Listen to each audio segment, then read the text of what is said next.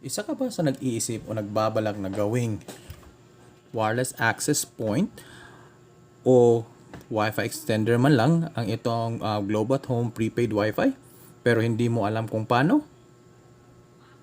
Kung isa ka sa katulad ko na gustong matuto kung paano gawin yan, at sure, ang video na ito ay para sa iyo.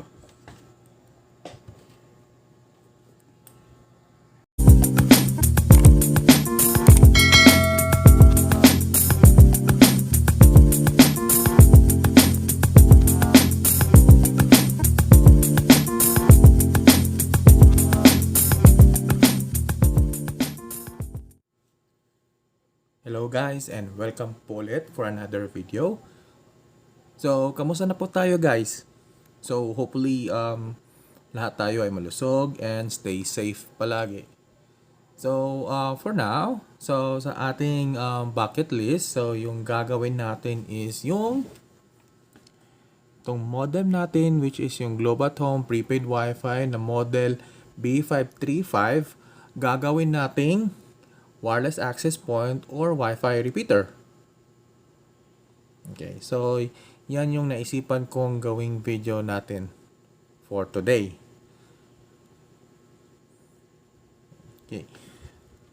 So, ang mangyayari guys is para siya maging successful na wireless access point or Wi-Fi repeater is meron siyang tinatawag na option which is yung DHCP server.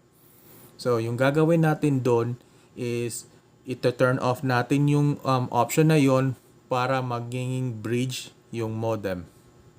Okay? Kasi ngayon, kapag hindi natin i-disable yon, yung modem natin is naka-router mode siya. So, dapat natin gawing bridge mode po yung modem. Para si main router or so yung let's say yung main device, siya po yung magbibigay ng IP address sa mga devices na ko-connect dito sa Globe at Home access point na gagawin natin. Okay. So, unang-una, ang gagawin natin is papalitan natin siya ng Wi-Fi name. Tatanggalin natin yung Wi-Fi password kasi ang mangyayari is gagawin natin siyang access point. So, hindi kailangan ng users na may password po yung access point natin.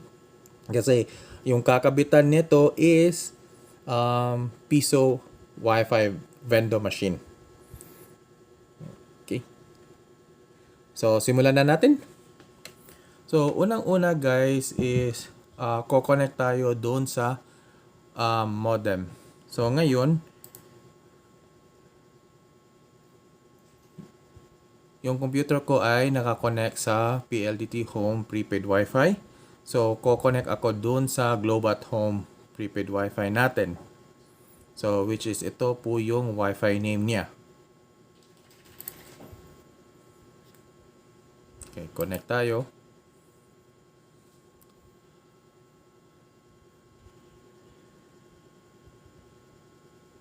Okay. So, pagkatapos niyan,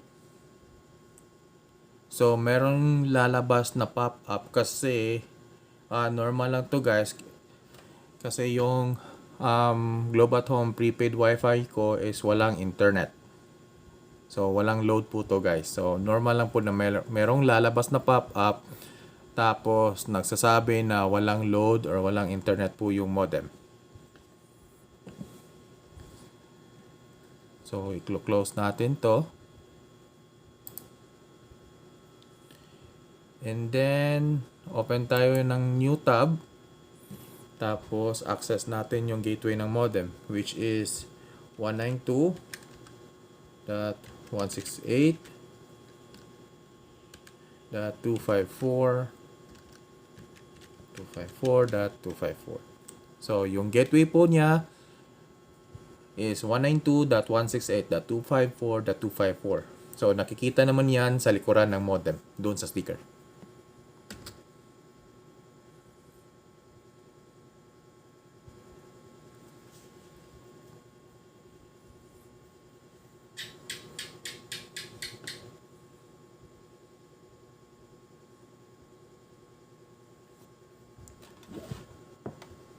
Okay. So, kung nasa dashboard na tayo or nung overview page niya, so i-click lang natin yung login. Tapos, sign in tayo. So, yung user account niya.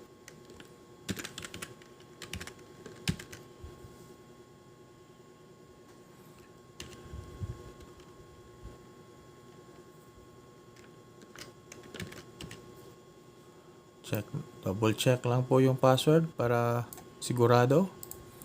Tapos, login. Tapos, uunahin natin i-disable yung Wi-Fi. So, punta tayo sa Wi-Fi basic. So, ang mangyayari is papalitan natin ito ng panibagong pangalan. Since for this video, so gagawin ko tong B535 space AP or access point. Yan po yung Wi-Fi name natin. Yung security mode naman is meron itong 4. Since hindi natin siya lalagyan ng password, so ise-select natin is none.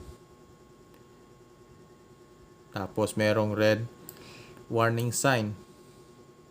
So nakalagay dyan, it is recommended that you use a secure encryption mode. Since gagawin o ikakabit naman ito sa piso Wi-Fi machine, so mas mabuti nang walang password to. And then save. Kapag save natin to guys, ko-connect tayo ulit dito sa modem. Okay? Saving yung settings. Configuration complete. The system will restart Wi-Fi. Okay, so aabot ito ng ilang sandali. Sana yung mouse ko?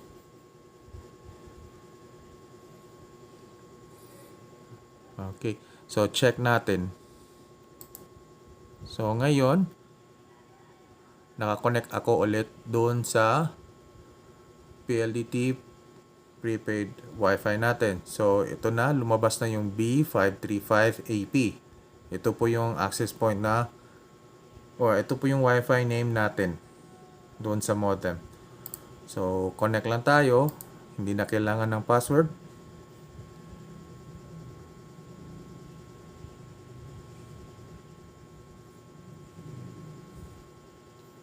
Tapos i-check natin kung makako-connect. Okay.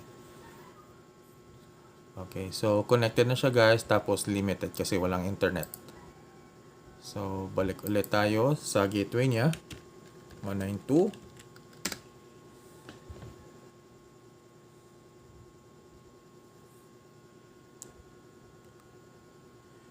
Yan. Login ulit. User. Siguraduhin tama yung password.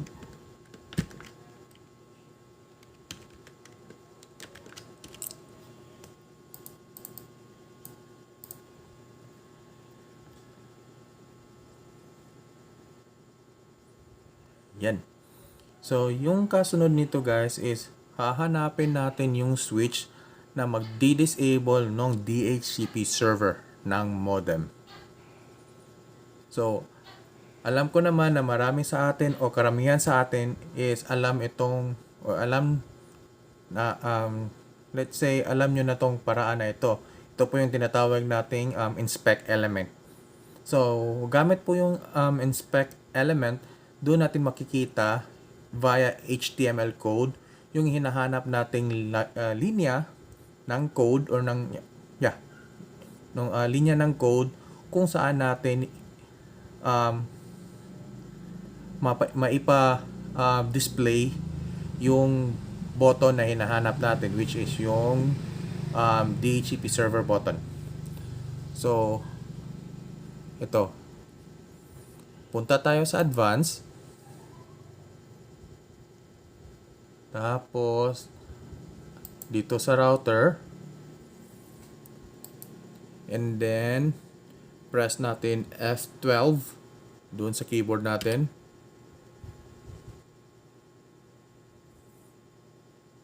Okay. So dito na side guys, ito po yung inspect element. So dito natin makikita yung HTML codes. So, ibig sabihin ng HTML codes is yung code po nitong display ng modem. Or lahat ng nakikita nyo gamit po yung browser is HTML codes po yun. Okay. So, i-click lang yung code anywhere dyan. Click yan. Tapos, Control F para find. Tapos, yung hahanapin natin na code guys is yung DHCP underscore switch underscore div. Mali, div. Yan. So, itong div or division, divide. So, yan na line na yan. Yan po yung papalitan natin. Or meron tayong papalitan dyan. So, may nakalagay dyan na style, padding, top, 30 pixel, display none. So, yung display none, papalitan natin ng show, yung none. Okay, show.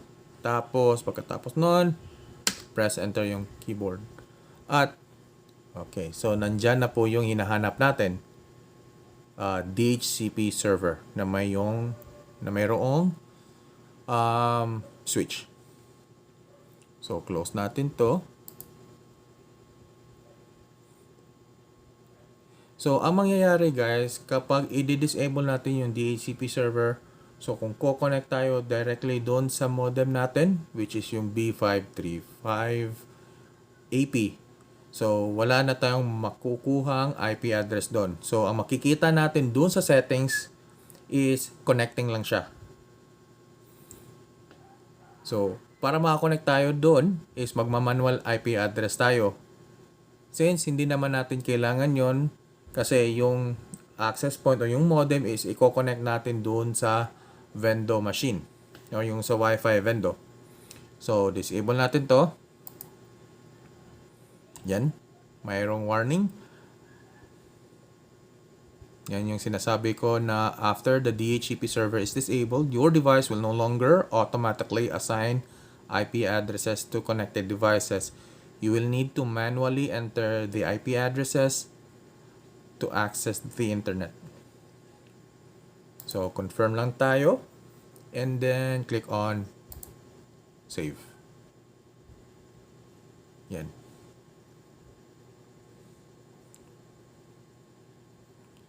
So, pag nag-success yan, so, try natin. Okay? So, connect tayo ulit ba? Doon sa PLDT prepaid Wi-Fi ko.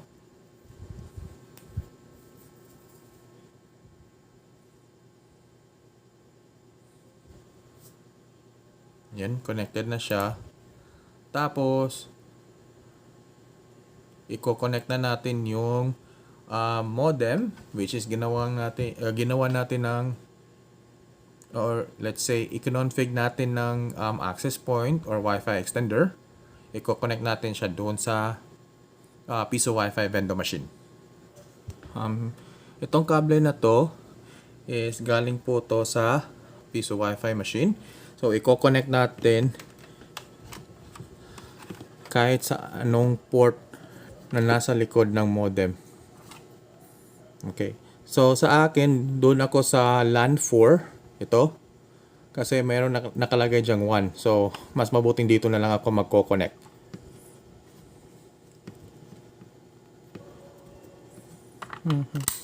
Okay, yan.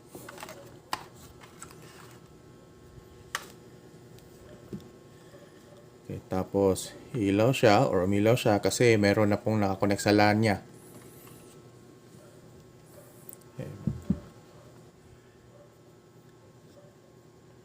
Okay, so balik tayo dito sa computer ko. And try natin. Kasi ngayon nakakonect ito sa PLDT Wi-Fi. So, connect tayo doon sa access point.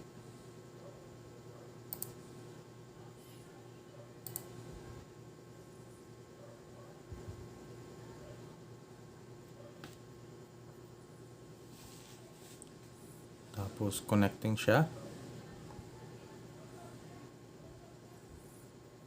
Okay, limited.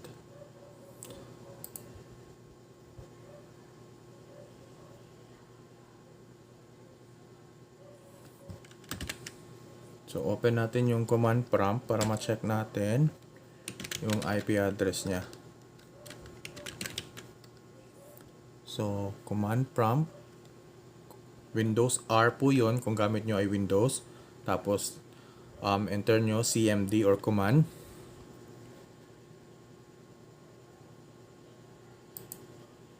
Then tapos enter nyo ipconfig.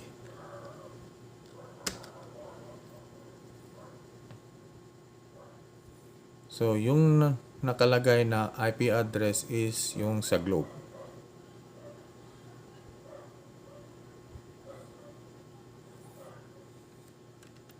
Okay, so yung gagawin naman natin ulit is i-release natin yung IP address. Okay, so balik ulit sa command prompt. Tapos enter nyo ipconfig/release. So i-release niya. So bibitawan niya yung IP address.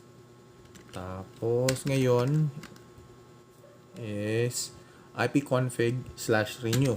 So kukuha siya ng panibagong IP address.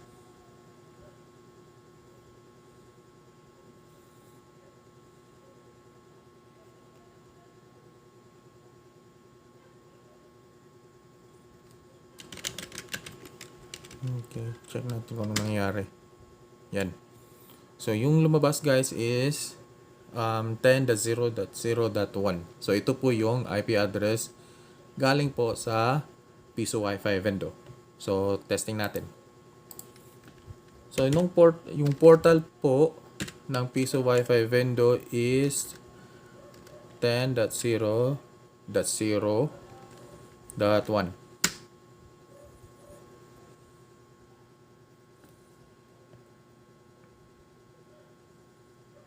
Okay. So, yan. Yung nakikita nyo yan. Check natin ulit. Make sure lang na doon tayo nakakonect sa access point.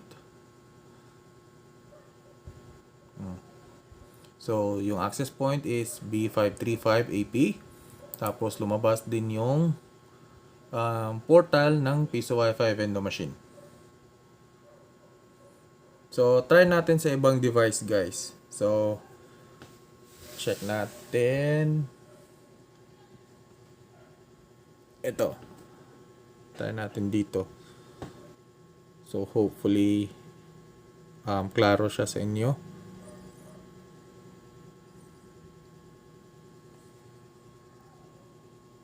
Yan. So, itong iPad. So, may buhok. So, on natin yung Wi-Fi niya. Yan. So, lumabas yung B535AP. Yan po yung access point ng modem. So, connect tayo dyan. Walang password yan. So, pwede tayo dyan connect. Diretso. Tapos, yan. Yun. Lumabas yung portal ng Piso Wi-Fi. So, disconnected siya guys kasi walang load or walang credits. Yan. Okay, so balik tayo.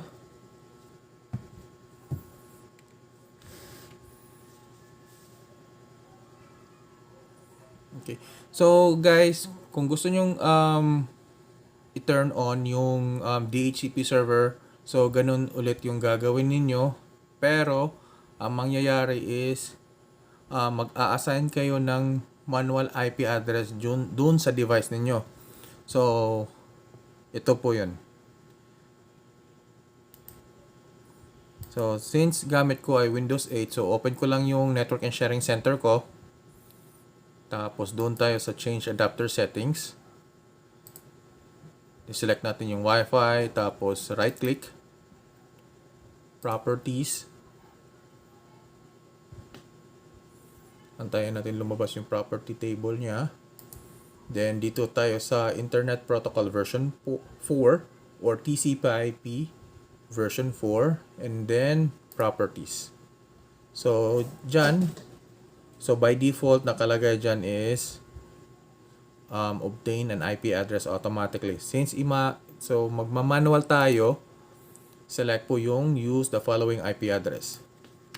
So, lagay natin dyan 192.168.254.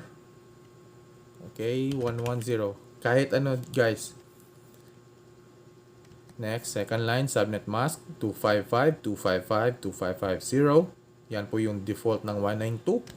Then, yung default gateway. So, ito po yung gateway ng modem, which is yung 192.168.254.254. Tapos, hit nyo yung okay. Tapos, close. Yan.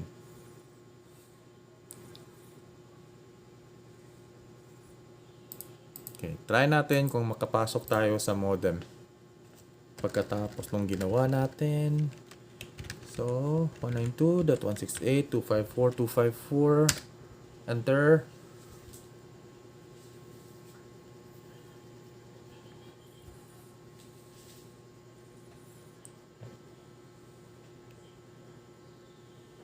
Okay.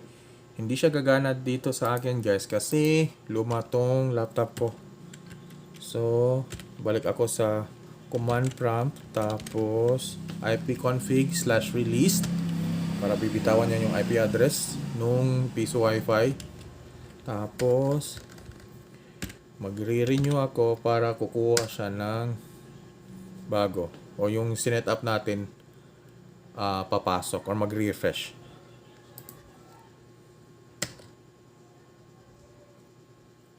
Talagang ayaw niya. So, since ayaw niyang pumasok nung laptop, nung computer ko doon sa dashboard ng ginawang access point na modem. So, one way to do that guys is i-reset nyo na lang yung modem. So, hard reset. Tapos, pagkatapos ng reset, doon, balik siya sa default or factory settings ng modem. Okay. So, ito po yung code na hahanapin nyo doon sa inspect element guys. So, yun po ay DHCP_switch_div. Try natin kung ma-format ba to.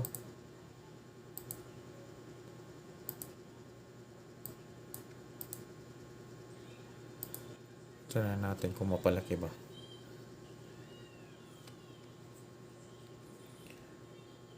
Or ilagay ko na lang doon sa description box below guys. Okay?